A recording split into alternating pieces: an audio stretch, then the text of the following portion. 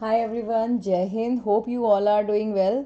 सो बच्चे, आज हमें डिस्कस करना है, आज ही हुआ हमारा CAPF का पेपर और आज CAPF का एग्ज़ाम था, CAPF 2024, और इसका हम लोग डिस्कस करने वाले हैं साइंस पार्ट। लेट्स सी कितने क्वेश्चंस आए हैं, क्या क्वेश्चन का लेवल आया है। और सेम हर बार की तरह का ही रहा है, मुझे तो कुछ ज़्यादा चेंजेस नहीं लगा, बट हाँ थोड़ा बहुत जो चेंज लगा है वो भी मैं आप लोगों के साथ डिस्कस करने वाली हूँ। So let's start the discussion of CAPF 2024 science part only, right? So let's start the first question. Which one among of the following biotechnology is applied to the manufacture farmer एक second, just give me minute. हाँ जी भाई, हाँ जी। तो pharmaceutical products के बारे में हम लोग बात करते हैं, जैसे कि आपको पता है इंसुलिन, एंटीबायोटिक्स, वैक्सीन, आजकल बहुत सारा इनोवेशन हुआ हुआ है हमारी टेक्नोलॉजी फील्ड में। जितना भी बायो में होता है ना, DNA मैनिपुलेशंस होती है, उन सबको हम बायोटेक्नोलॉजी में बोलते हैं ना। तो बायोटेक्नोलॉजी को अलग अलग डिवाइड किया गया, और CAPF के पेपर में तो यार बायोटेक्नोलॉजी फिक्स है ही, मतलब इसके तो क्वेश्चंस आने ही आने होते हैं, क्योंकि सिलेबस में प्रॉपर मेंशन है बायोटेक्नोलॉजी। बट इसका ये बिल्कुल भी मतलब नहीं है कि आप बायोटेक्नोलॉजी को बहुत डिटेल में पढ़ना स्टार्ट कर दें, सिर्फ और सिर्फ इसके टर्म्स पढ़ते हैं उसी से क्वेश्चंस हो जाते हैं। जैसे सीरियस के एग्जाम में ग्रीन बायोटेक्नोलॉजी का क्वेश्चन आ चुका है, ये किसको बोलते हैं, इवन सीरियस में भी टेक्नोलॉजी के क्वेश्चन आ चुके हैं। तो फटाफट से बिना बात किए जल्दी से क्वेश्चन पेपर को सॉल्व करते हैं। यहाँ पर जब भी कोई मेडिकल प्रोसेस में होता है तो उसको हम रेड बायोटेक्नोलॉजी कहते हैं, ठीक है। ये ग्रीन का जो होता है ये तो आपको एग्रीकल्चर फील्ड से रिलेट कर रहा है, ठीक है। अब नेक्स्ट पर आते हैं, यहाँ पर दिया हुआ है in which layer of a plant tissues guard cell. Guard cell जो होते हैं ना, बेसिकली वो सरफेस पे प्रेजेंट होते हैं, और सरफेस को एपिडर्मिस या एपिडर्मिकल टिश्यूज बोलते हैं, इसलिए इसका जो करेक्ट आंसर हो गया वो आपका सी हो गया कुछ ऑप्शन। अब नेक्स्ट पर आते हैं, यार ये बहुत इजी क्वेश्चन है, ऑलमोस्ट डायरेक्ट, और मेरे हिसाब से तो शायद 8th क्लास में भी आपसे 8th क्लास से पढ़ते आ रहे हैं। ऑडिबल रेंज जो है वो यू मीन की this is 20 hertz to 20 kilo hertz. Oh, direct question है। अभी मैं बोलूँगी कि यार मेरा पढ़ाया हुआ, तो आपको लगेगा कि अरे मैम हमेशा ऐसे ही बोलते हैं, तो आप जाइए प्लेलिस्ट में चेक भी कर लीजिए। Yes, the excess of glucose in our body is stored as a glycogen. The correct answer is B, glycogen. और न्यूट्रिशन वाले टॉपिक में मैंने पढ़ाया हुआ है, आप चेक भी कर सकते हैं। बायोटेक्नोलॉजी रिसर्च इज प्रमोटेड, देखो सिंपल सी, biotechnology promote through the development of biotechnology park. That's mean a park जिसमें हम सारे बायोटेक्नोलॉजी से रिलेटेड टर्म्स को स्टडी करते हैं, रिलेट करते हैं। तो ये बताया हुआ है कि which one of the following issues are is or are essential to bring technology to a market. Market में लाने के लिए आपने उसमें क्या स्ट्रेटेजी करी। तो भाई यस, एज अकॉर्डिंग मी ये तीनों टर्म करेक्ट हैं। तो ये क्वेश्चन ना मुझे बायोटेक्नोलॉजी का कम IQ लेवल का थोड़ा सा ज़्यादा लग रहा था। हाँ, ओके, नेक्स्ट पर आते हैं। ये वाला क्वेश्चन अच्छा क्वेश्चन है, बट वही मैं बोलूँगी कि if biotechnology is a part of your syllabus, तो ये तो आपको पता होना चाहिए कि बायोटेक्नोलॉजी क्या है और इससे हम लोग क्या ऑब्टेन करते हैं। तो बेसिकली इसमें क्या किया जाता है, DNA के अंदर मैनिपुलेशन करी जाती है। तो जब DNA के अंदर मैनिपुलेशन कर दिए, फिर एक न्यू जो बनकर आता है उसको बोलते हैं न्यू प्लाज्मिड, है ना। तो प्लाज्मिड लास्ट में आना चाहिए, तो प्लाज्मिड लास्ट में आ रहा है आपके C ऑप्शन में। तो ये कहीं ना कहीं करेक्ट है। देखो आप यहाँ पर देखिए, this is fingerprinting, DNA fingerprinting serious का आया हुआ क्वेश्चन है, जिसको हम क्या बोलते हैं, साउथर्न ब्लॉटिंग वर्ड यूज करते हैं कि DNA fingerprinting is known as. फिर उसके बाद क्लोनिंग होती है, फिर उसके हेलिकल स्ट्रक्चर के बारे में बात करी जाती है, उसमें बहुत सारी चीज़ें ऐड करी जाती हैं, एंड डिस्कवरी ऑफ प्लाज्मिड। तो C should be the correct answer. आगे बढ़े, नेक्स्ट पर आइए। इनमें से कौन सा प्रोक्रियोट्स में नहीं होता। भाई सेल को हम डिवाइड करते हैं ना प्रोक्रियोट और यूक्रियोट की फॉर्म में, तो प्रोक्रियोट का मतलब होता है न्यूक्लियस, प्रो मतलब इनिशियल न्यूक्लियस है, मतलब न्यूक्लियस प्रॉपर डेवलप है ही नहीं, तो न्यूक्लियस एनवेलप नहीं होता, बेसिकली मेम्ब्रेन टर्म्स नहीं होता है ना। तो ये वाला तो मैंने रिपीट हो गया, चलिए कोई बात नहीं, आगे बढ़ते हैं। अरे वाह, ये वाला क्वेश्चन फिर मैं बोलूँगी मेरे स्टूडेंट्स का तो करेक्ट होना ही है, क्योंकि मैं जब भी ये इलेक्ट्रोमैग्नेटिक वेव पढ़ाती हूँ तो मैंने एक सीक्वेंस पढ़ाया हुआ है, rich man in village using X-rays goggle, right. तो गामा लिख देते हैं, तो ये सारी रेज हो गई आपकी। जब ये रेज का सीक्वेंस है इसमें याद रखना, वेवलेंथ जो है वो डिक्रीज हो रही है, फ्रीक्वेंसी इंक्रीज हो रही है और एनर्जी लेवल भी इंक्रीज हो रहा है। तो सबसे कम जो आपकी रेडियो वेव्स है उनकी फ्रीक्वेंसी, इसलिए उसकी एनर्जी लेवल सबसे कम है और यहाँ सबसे हाईएस्ट है। यहाँ पर यही बोला है कि लार्जेस्ट एनर्जी पर फोटोन क्या होगा। तो पर फोटोन एनर्जी के बारे में बात करें तो इन सीक्वेंस में जो भी आपका जितना राइट हैंड साइड होगा उसी में एनर्जी ज़्यादा होगी। तो इंफ्रारेड ये हो गया, और कौन सी है, अल्ट्रा वायलेट हो गई, विजिबल हो गई, एक्स रेज। तो द करेक्ट आंसर जो है वो आपका हो गया एक्स रेज, राइट। आगे बढ़ते हैं, नेक्स्ट पर आते हैं। इस तरह क्वेश्चन सीरियस में भी पहले आ चुके हैं, सीएपीएफ में भी पहले आ चुके हैं, तो ये कोई बहुत बड़ी बात नहीं थी, यानी कोई डिफरेंट क्वेश्चन नहीं था, इसको भी मैं डायरेक्ट कैटेगरी का ही बोलूँगी। लेकिन ये वाला जो क्वेश्चन है ना, ये वाला थोड़ा न्यूमरिक फॉर्म में हो गया। तो actually this types of questions NDA में तो आता है, सीरियस में सीएपीएफ में मैं फर्स्ट टाइम इस तरह क्वेश्चन देख रही हूँ, तो ये चेंजेस आया है। तो अगर वो स्टूडेंट लग रहे हैं जो एक क्वेश्चन यार चेंजेस आ गए, तो चेंजेस यार एक क्वेश्चन, ये तो आप हमेशा से रेडी है ना कि पेपर पैटर्न में 30% का चेंजेस हमेशा से होता हुआ है। तो अगर आप एक क्वेश्चन ये छोड़ भी देंगे तब भी चल जाएगा। बट हाँ, इस क्वेश्चन को क्या है पहले इसको समझ लीजिए। एक कैनॉन शूट होता है a ball upward with an initial velocity 200 metre. तो यहाँ से ये ऐसे हुआ, फिर ये before it hits the ground the ball lose 70% of speed after hitting the ground. Okay, अभी ध्यान से देखना, ये क्वेश्चन एनडी में भी पहले आ चुका है, बट वहाँ पर उसने थोड़ा चेंज किया था, यहाँ पर स्पीड में चेंजेस कर दिया, वहाँ एनर्जी पे करा था। तो देखिए, आपने किसी बॉल को यहाँ पे अपवर्ड थ्रो करा with the velocity of 100 metre per second. भाई वो ऐसे गई, फिर वो नीचे आई, राइट, और फिर यहाँ से बाउंस बैक करी। तो ये जब बाउंस बैक करी तो कितनी हाइट थी, ये क्वेश्चन था। हमेशा याद रखना, ये जो मोशन हुआ ये कॉन्टीन्यूस मोशन होता है, मतलब अभी और स्टेपिंग से कंटिन्यूस मोशन में हमेशा याद रखना जो भी आपने इनिशियल वेलोसिटी दी है वो एट द एंड जो मोशन कंटिन्यूसली चेंज हो रहा है वो फाइनल में कन्वर्ट हो जाती है। अब इसने कहा कि जब वो हिट करा है तो 70% स्पीड जो है वो कम हो गई है। तो अगर 70% का लॉस हुआ है, राइट, तो अब कितनी हो गई, तो वी सेट अगर हम 100 भी लेकर चलें तो 70% का लॉस हुआ, तो दिस इज 0. लगभग 30% है ना इन्वॉल्व हुई, तो वो 30% गेन करा है, 30% इन्वॉल्व हुई है, तो 30% मतलब 0.30 है ना। हम मीटर पर सेकंड में लेते हैं, हम 100 कंसीडर करके परसेंटेज के टर्म में ऐसे ही लेते हैं। तो ये तो हो गई फाइनल वेलोसिटी। अब नाउ तो ये रिलेशन है, दिस इज √2gh। हाँ, V square is equal to U square वाले फॉर्मूले से ही लगाया है, ठीक है। और ये स्क्वायर में है, ये हम ऐसे ले लेते हैं एच। तो अब इसको सॉल्व करें, 0.30 और ये हो गया 2 इंटू जी, कौन से इक्वेशन से आया, V square is equal to U square plus 2gh वाले फॉर्मूले से आया है ना।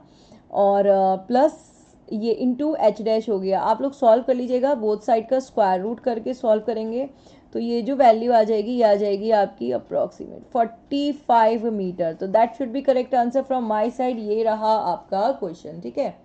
अब बढ़ते हैं आगे, ये क्वेश्चन को मैं लेवल कैटेगरी में डालूंगी। यहाँ पर आते हैं, इनमें से कौन सा statement not correct with respect to a matter. Matter के लिए इनमें से कौन सा स्टेटमेंट करेक्ट नहीं है। तो कहते हैं on increasing temperature of a solid the kinetic energy of a particle increases. यार ये ना करेक्ट स्टेटमेंट है, बट ये सबके लिए, सॉलिड के लिए, लिक्विड के लिए, गैस के लिए, है ना। The maximum temperature at which solid melt to become a liquid at atmospheric pressure is called melting point. बिल्कुल ठीक है, चाहे मेल्टिंग प्रोसेस हो चाहे बॉइलिंग प्रोसेस हो, ये वही होती है जब बॉडी का प्रेशर बाहर के प्रेशर से इक्वल हो जाता है। तो करेक्ट डेफिनेशन में से ही है।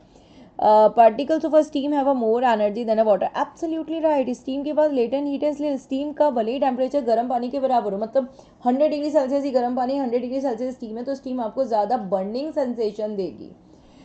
तो ऑफकोर्स एलिमिनेशन से करें तो यही हमारा करेक्ट आंसर है ना। लेकिन देख लो यार, फिर भी direct change of gas to solid, ये तो मेरा क्लास में डिस्कस क्वेश्चन है।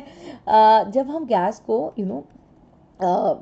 स्टेट या कंप्रेस करते हैं, स्टेट करने, चेंज करने के लिए, और अगर वो लिक्विड फेज को छोड़कर डायरेक्ट सॉलिड हो जाती है, तो इसका मीनिंग है कि ये जो सॉलिड है ये आपका सबलीमेट है ना। सबलीमेट वो बोलते हैं जो सॉलिड से लिक्विड गैस बन जाता है डायरेक्ट। अब इसकी जो रिवर्स प्रोसेस होती है उसको बोलते हैं होर फ्रोस्ट। तो ये होर फ्रोस्ट वाली रिएक्शन हो गई ना, इसने क्या नाम दिया, डिपोजिशन। तो दैट्स मीन कि ये रॉन्ग है, तो डी वाला मेरे अकॉर्डिंग करेक्ट आंसर हो गया। विच one of the following does not have an linkage with the phenomena of electromagnetic induction. Okay, electromagnetic induction से इनमें से क्या लिंक नहीं करता, तो इलेक्ट्रॉन ट्रांसफर में ये तो डायरेक्ट है ना म्यूचुअल इंडक्शन से। इंडक्शन कुकर तो भाई डायरेक्ट नाम से ही पता चल रहा है, अब इन दोनों में आया जोड़। इलेक्ट्रॉन माइक्रोस्कोप जो है वो आपका बेस्ड है इसमें इलेक्ट्रॉन फोटो इलेक्ट्रिक इफेक्ट यानी इंडक्शन पर बेस्ड है, तो एलिमिनेट करेंगे हम गैल्वेनोमीटर को, क्योंकि गैल्वेनोमीटर जो है वो coil carrying conductor magnetic field से रिलेट कर रहा है। ठीक है भाई, आगे आ जाओ नेक्स्ट क्वेश्चन पर। नेक्स्ट पर आ जाइए, ये क्वेश्चन थोड़ा सा मिसिंग है लेकिन कोई बात नहीं, पहचान सकते हैं ना। विच one among of the following element is use in the treatment of cancer. Cancer के ट्रीटमेंट में ये क्वेश्चन एनडीए में पहले आ चुका है, दिस इज कोबाल्ट 60, इसलिए ये वाला आंसर इसका मोस्ट करेक्ट आंसर होगा। इवन जब मैं क्लास में कराती हूँ, आप रेडियो एक्टिविटी टॉपिक में देख लेना, उसमें डेटिंग होता है, रेडियो एक्टिव डेटिंग टॉपिक में इन सब के बारे में मैंने बताया हुआ भी है। Okay, water is a good solvent for dissolving ionic compounds, because देखो वाटर एक गुड सॉल्वेंट है, यूनिवर्सल सॉल्वेंट है। तो मैंने हमेशा स्टूडेंट्स को बोला है जब भी इस तरह क्वेश्चन आए तो पहले ऑप्शन में देखिएगा क्या हाइड्रोजन बॉन्डिंग है या नहीं है। अगर हाइड्रोजन बॉन्डिंग नहीं है फिर नेक्स्ट देखेंगे उसका डाइपोल नेचर, तो डाइपोल वाला होगा तो वहाँ पर देखेंगे, और अगर ये भी नहीं होगा तो फिर आप देखना कि क्या उसमें लोहेस्ट कोहेसिव फोर्स। तो ये 3 नेचर में से ही क्वेश्चन आता है अगर वाटर की कोई भी स्पेसिफिक प्रॉपर्टी हो। तो स्पेसिफिक हीट होती है लेकिन उसकी वजह से गुड सॉल्वेंट नहीं है, नो कलर उसकी वजह से गुड सॉल्वेंट नहीं है, बॉइलिंग पॉइंट उसकी वजह से गुड सॉल्वेंट नहीं है, डाइपोल मोमेंट है, इसलिए ये वाला मोस्ट करेक्ट आंसर हुआ। तो ये नहीं बोल सकते यार ये क्वेश्चन डायरेक्ट नहीं था, yes it is direct question है ना। Okay, which one of the following is the correct with respect to a bond formation in an ethyl, okay okay okay, ethyne molecule. ये जो क्वेश्चन है ना ये last 23 से एग्जाम्स में आने स्टार्ट हो गए, सीरियस एंड दोनों कैटेगरी में। हाइड्रोकार्बन की सीरीज सबको लर्न करनी करनी है, अगर आप लोग सीरियस कभी प्रिपेयर कर रहे हैं तो हाइड्रोकार्बन की सीरीज को फॉर्मूला लगाकर लर्न कर लीजिएगा, ये इंपॉर्टेंट हो रहा है क्योंकि रिसेंटली इसकी वेटेज आ रही है। पहले सीरियस सीएपीएफ में कम होता था, एनडीए में तो आता था इस तरह का क्वेश्चन। इसमें आप एथाइन मॉलिक्यूल्स का फॉर्मूला लिखे, दिस इज C2H2। अब इस बॉन्ड को बनाइए, है ना, ये रहा आपका, हाइड्रोजन के पास 1 इलेक्ट्रॉन, हाइड्रोजन के पास 1 इलेक्ट्रॉन, कार्बन के पास 4 इलेक्ट्रॉन, कार्बन के पास 4 इलेक्ट्रॉन, ये 1 की तो इसके साथ शेयरिंग करेगा, 1 की इसके साथ करेगा, 3 की आपस में करेगा, है ना, ये इसके साथ 3 की करेगा, तो ये डायरेक्ट हुआ कार्बन कार्बन ट्रिपल बॉन्ड, है ना, डायरेक्ट बॉन्ड से क्वेश्चन हो गया। Okay, now the next, which one of the following is an example of a endothermic process. Endo का मतलब होता है जिसमें आप हीट दे रहे हैं, तो बहुत इजी तरीका है, कोई भी रिएक्शन जब आपको एंडोथर्मिक लगे तो सबसे पहले देखो क्या उसमें फोटोन वर्ड यानी फोटो वर्ड आ रहा है, क्योंकि photon is the energy pack of UV radiation, तो यहाँ पर फोटोसिंथेसिस है, इसलिए ये वाला आपका करेक्ट आंसर है। कोई भी कंबशन बर्निंग होती है तो वो तो आपकी क्या होती है, हीट देती है ना आपको, है ना, रेस्पिरेशन में भी हीट रिलीज हो रही है, तो यस फोटोसिंथेसिस इसका करेक्ट आंसर है। मैं भी ना बहुत ज़्यादा एक्सप्लेनेशन इसलिए नहीं दे रही हूँ क्योंकि हमें सिर्फ पेपर सॉल्व करना है, और ये सारे टॉपिक्स वैसे मैंने करा चुके हैं, आप चाहें तो प्लेलिस्ट में देख सकते हैं। और मेरा एक न्यू कोर्स भी लॉन्च हो रहा है जो अभी सीरियस के लिए तो मैं नहीं करी क्योंकि आपका 1 सितंबर को ही है, तो मेरा जो कोर्स हो रहा है इट इज़ ऑनवर्ड हम लोग स्टार्ट करेंगे। ये ना CAPF का और सीरियस का मेरा लगभग सेम रहता है, हाँ, तो सीरियस और CAPF को मैं मोस्टली ना सेम ही कंसीडर करके करती हूँ। तो ये जो मैं कोर्स स्टार्ट कर रही हूँ अपना, ये बाय द 4th ऑफ सितंबर कर रही हूँ। This course should be like 2025 के फर्स्ट पेपर सीरियस के लिए होगा और 2025 के CAPF के लिए होगा। अगर कोई इंटरेस्टेड स्टूडेंट होगा तो एक बार मैसेज करना, ठीक है। चलिए अभी आगे बात करते हैं नेक्स्ट पर, which one among of the following is use in a manufacturing of ultraviolet protective glass. मुझे जब भी मैंने ग्लास टॉपिक पढ़ाया है मैन मेड कंपाउंड में, मैंने हमेशा बोला है ग्लास पढ़ो उसके बाद उसकी 2 टेबल्स लर्न करनी होती है। मैं नहीं कराती हूँ लेकिन मैं नोट्स फॉर्म में प्रोवाइड करती हूँ, बोलती हूँ कि आप अपने लेवल पे लर्न कीजिए, क्योंकि ये डायरेक्ट लर्न करने का है। एक टेबल में होता है कि आपको बताते हैं कि मेन कंपोनेंट कौन कौन से होते हैं ग्लास में, और एक होता है जो कलर पिगमेंट्स बताता है। तो जब हम मेन कंपोनेंट के बारे में बात करते हैं ग्लास में, तो यहाँ पर जो दिया है उसने यूवी रेडिएशन प्रोटेक्टिव ग्लास दिया है। जो यूवी रेडिएशन प्रोटेक्टिव ग्लास है वो आपका होता है क्रूग ग्लास, है ना, मोस्टली जो आपका क्रूग ग्लास है उसी को हम best UV radiation protective glass बोलते हैं ना, क्रूग ग्लास।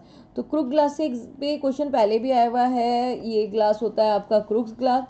क्रूग ग्लास में मोस्टली जो आपका सीरियम ऑक्साइड यूज़ किया जाता है, सीरियम ऑक्साइड सिलिकॉन ऑक्साइड होता है, और ये यूवी रेस को कट करता है। तो जितने भी हमारे वो एक्सपेंसिव वाले यूवी रेडिएशन प्रोटेक्टिव ग्लास होते हैं ना, सन ग्लासेस, उसमें यही लगा होता है, स्क्रैच प्रूफ होता है ये ग्लास। आगे बढ़ते हैं नेक्स्ट पर। इनमें से कौन सा, which one of the following statement with respect to atomic number, god, देखो ये जो इस पर मार्क लगा हुआ है, ये मैंने जहाँ से कॉपी पेस्ट करके चुराया है पेपर, ये वहाँ का है। और यहाँ पर यार जिस भी स्टूडेंट ने ये क्वेश्चन करा है, ये पेपर करा है, तो वो CAPF का स्टूडेंट था और कैसे तैयारी करके गए जो ये रॉन्ग आंसर लगा हुआ है, क्योंकि ये डायरेक्ट क्वेश्चन है और पहले NDA CDS दोनों में आ चुका है। एटॉमिक नंबर हम बोलते हैं नंबर ऑफ प्रोटॉन्स को भाई, ठीक है, किसे बोल रहे हैं, नंबर ऑफ प्रोटॉन्स को। और अगर वैलेंसी ना हो तो number of protons number of electrons के इक्वल हो जाता है, नंबर ऑफ इलेक्ट्रॉन्स के इक्वल। तो ये तो number of neutron is same, बिल्कुल रॉन्ग स्टेटमेंट है। नंबर ऑफ इलेक्ट्रॉन और न्यूट्रॉन, अरे इतना रॉन्ग। ये देखो प्रोटॉन और न्यूट्रॉन के सम को एटॉमिक मास बोलते हैं, तो ये तो रॉन्ग हो गया भाई, ये वाला भी रॉन्ग हो गया और ये वाला हमारा करेक्ट आंसर हो गया। जब भी हम किसी एलिमेंट को लिखते हैं तो ऐसे लिखते हैं ना बेटा, ये हो गया एटॉमिक मास, ये हो गया एटॉमिक नंबर। आगे आइए नेक्स्ट पर, थोड़ा सा फॉन्ट साइज से, ताकि चारों ऑप्शन एक ही स्लाइड में आ जाएं, ऐसा हो नहीं रहा क्या, कर लेते हैं भाई। विच one of the following is the main ingredient of manufacturing of glass, oh my God, आज इस बार तो ग्लास के ही दोनों क्वेश्चन ले देखिए, मैनमेड कंपाउंड्स के जो क्वेश्चन आते हैं वो 2-3 होते हैं ना, तो यहाँ पर तो 2 ही क्वेश्चन अभी हमें ग्लास के ही मिल गए। ग्लास के बारे में क्या बोला जा रहा है कि ग्लास के मेन इंग्रेडिएंट कौन कौन से हैं, तो अगर हम ग्लास के मेन इंग्रेडिएंट्स के बारे में बात करें तो ये थोड़ा सा बेकार क्वेश्चन दिया, खैर फिर भी देख लीजिए, कोई भी हो उसमें फॉर्मूला 6SiO2, तो ये फिक्स है, क्या लिख दिया, मैथ्स कहाँ से आ गई, सिलिकॉन ऑक्साइड SiO2, ये सब ग्लास में प्रेजेंट होता है। उससे पहले इसमें मेटल के ऑक्साइड्स होते हैं, मोस्टली एल्कली और मेटल और एल्कली अर्थ मेटल के होते हैं, तो सोडियम कार्बोनेट होता है, Na2CO3 होता है ना, और बोरेक्स भी डाला जाता है। क्यूलेट ना ग्लास में डलता है उसके इग्निशन टेम्परेचर को कम करने के लिए, इग्निशन टेम्परेचर में, इसलिए तो डलेगा ही डलेगा। तो सबसे पहले सिलिका मेन है, सिलिका इसमें भी है, सिलिका इसमें भी है, सिलिका इसमें, जिसमें नहीं है पहले तो उसको एलिमिनेट करो। फिर उसके बाद मैग्नीशियम है, ऐसा कोई पर्टिकुलर मैग्नीशियम डलता है, सोडियम पोटेशियम और ज़्यादा डलता है, इसलिए मैग्नीशियम और आयरन को हटाकर यहाँ पर we will go with A। तो ये वापस से उसी टेबल का कहीं ना कहीं डायरेक्ट क्वेश्चन था जो आपकी क्लास के थी, ये इसका क्वेश्चन नहीं है, ये किसी दूसरे PDF का है, यहाँ पर हो गया, पता नहीं कैसे आ गया। ओके नेक्स्ट पर आते हैं, इनमें से कौन सा, ये वाला क्वेश्चन मैं लेवल क्वेश्चन बोलूँगी, यस ये वाला क्वेश्चन थोड़ा सा लेवल क्वेश्चन है। हम लोग पेंट तो पढ़ते हैं लेकिन पेंट को इस तरह से नहीं पढ़ते हैं कि कौन सा पिगमेंट जो है वो उसमें नेचुरल पिगमेंट रहेगा, है ना, कौन सा पिगमेंट जो होता है ना, पिगमेंट मतलब होता है जिसकी प्रेजेंस फील हो, है ना, तो कलरिंग होता है उसे हम पिगमेंटेड फॉर्म बोलते हैं। तो जब भी हम पिगमेंट्स के बारे में बात करते हैं तो पेंट पिगमेंट्स अलग अलग हो जाते हैं ना, तो कुछ पिगमेंट्स ऐसे होते हैं जिनकी जो प्रेजेंस है वो फील होती है, कुछ पिगमेंट्स ऐसे होते हैं जिनकी प्रेजेंस फील नहीं होती। अब यहाँ पर अगर जिसकी प्रेजेंस फील नहीं हो रही उसे हम बोलते हैं इनर्ट पिगमेंट, ठीक है। इनर्ट पिगमेंट आपका होता है चॉक, तो D का 1 आपके C और D में है, इन्हीं दोनों में से करेक्ट होगा, इन दोनों को एलिमिनेट करिए। नोबल मेटल में टाइटेनियम ऑक्साइड आपका अकेला ऐसा मेटल है which found in oxide form with a whitish colour, तो ये नेचुरल पिगमेंट में मिलता है, इसलिए A वाले का 4 हो गया। ऑफ कोर्स ये देखो दोनों में करेक्ट है, झोल दो नेक्स्ट वाले में है। तो सिंथेटिक और रिएक्टिव पिगमेंट क्या होता है, रिएक्टिव वो होता है जो अपनी प्रेजेंस को फील कराए, जिसकी प्रेजेंस फील होती है।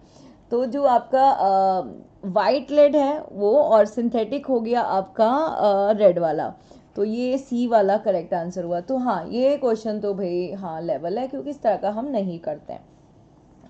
नेक्स्ट क्वेश्चन आता है, ये रहा आपका अनपेयर्ड इलेक्ट्रॉन निकालना। ओके वैसे ये बच्चे जनरली प्रिपेयर नहीं करते, लेकिन मैं तो पढ़ाती हूँ, मैं वो क्वांटम नंबर पढ़ाती हूँ ना, आपको SPDF वाला बताती हूँ, बस ये उसी से, जो नहीं भी करते कोई बात नहीं, देख लीजिए कैसे होता है।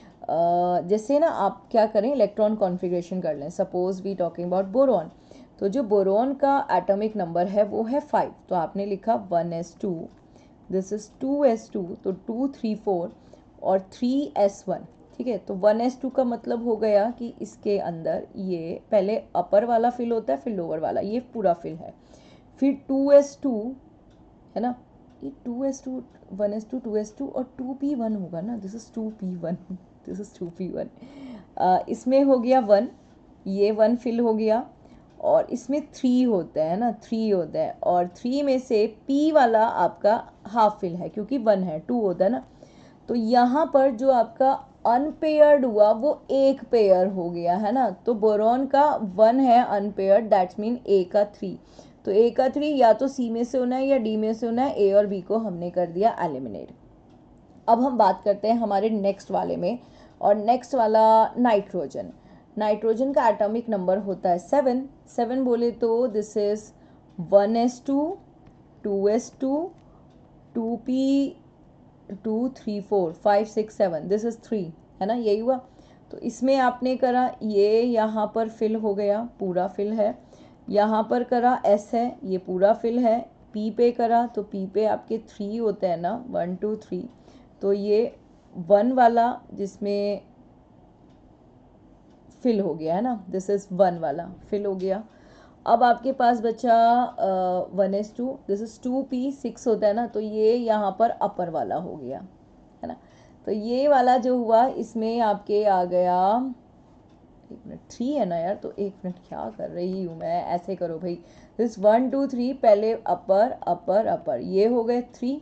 तो ये तो 3 अनपेयर्ड हो गए, तो इसमें तीनों ही अनपेयर्ड रह गए, तो नाइट्रोजन के पास 3 अनपेयर्ड इलेक्ट्रॉन हो गए। बी का 4 हमें एक ही में नज़र आ रहा है, इसलिए ये वाला हमारा करेक्ट हो गया है ना। एक बार क्रॉस चेक ऑक्सीजन का करें। जो ऑक्सीजन का एटॉमिक नंबर होता है वो होता है आपका 8 हो गया। दिस इज़ 1s2 2s2 और 2p4 4 5 6 7 8, तो दिस इज़ 1 पूरा फिल है। इसमें 2s2 फिल है, 3p4 p में 3 बनाइए 4, दिस इज़ 1 2 सॉरी 1 2 3 और 4 है, तो ये वाला तो फिल हो गया। ये 2 अनपेयर्ड रह गए, बिल्कुल ठीक है। ऑक्सीजन के पास है 2, यानी सी का 2, ये बिल्कुल करेक्ट है आपका। This one should be the correct answer, है ना भाई। चलिए, तो अभी ये आपके डन हो गए, यही थे आपके साइंस के questions. All questions are nice, है ना। तो 2 क्वेश्चंस मैं बोलूँगी जिसमें थोड़ा सा लेवल अप आया। लेवल अप का मतलब है कि हम उन टॉपिक को उस तरह से नहीं देखते थे, बट अब देखेंगे, है ना। तो ये वेरिएशंस तो हमेशा से होता आया है और होगा यूपीएससी के पेपर पैटर्न में। तो बच्चे अभी मैं न्यू कोर्स स्टार्ट करूँगी after CDS exam. CDS exam तक अगर आपको कोई भी टॉपिक ऐसा लगता है कि हमें इस टॉपिक में प्रॉब्लम है, क्योंकि हमारे पास अगस्त का ही मंथ है, तो मुझे बताना, मैं उस टॉपिक का एक रिवीजन करा दूँगी। तो बाय बाय, टेक केयर, जय हिंद एवरीवन।